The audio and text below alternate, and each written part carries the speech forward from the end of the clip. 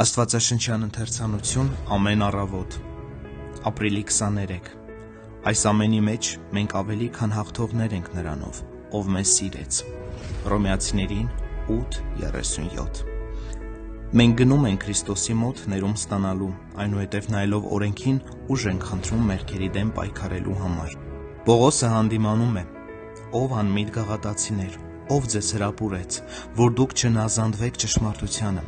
Միայն սա կուզենայի ձեզանից իմանալ. օրենքի գործերով ընդունեցիք Սուրբ Հոգին, թե հավատին լսելով։ Այդքան անմիտ եք, որ հոգով սկսեցիք և հիմա մարմնով պիտի կատարյալ դառնաք։ Ձեր մեղքերը տարեք Գողգոթայի խաչի մոտ։ Միայն այնտեղ կարող է խաչվել հին էությունը, քանի որ մենք խաչված ենք Քրիստոսի հետ։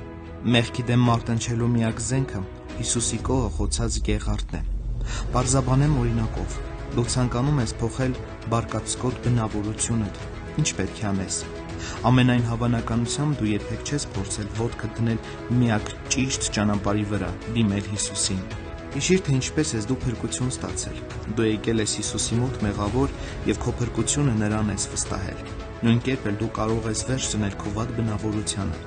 Այլ ճանապարհ պարզապես չկա։ Դու պարտավոր ես գալ խաչի մոտ և ասել. «Տեր, ազատիր ինձ սրանից, ես միմիայն քեզ եմ ապավինում»։ Միայն այդ դեպքում վերջ կդրվի մեր ցանկացած ոչ ճիշտ բնավորություն։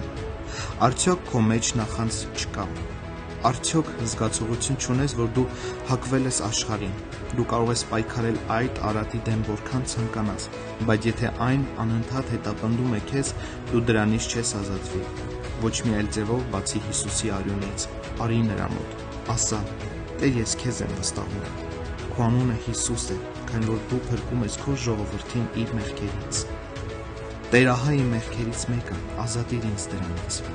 Խորհուրդներն ու ծեսերը ոչինչ են առանց Հիսուսի, պես մարմնականի ոչնչացման երաշխավորի։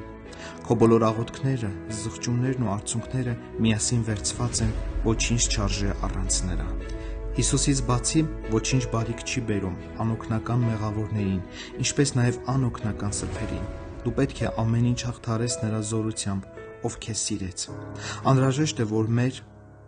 դափնիներն աճեն Քրիստոսի ձիթենիների մեջ, Գեթսեմանի պարտեզում։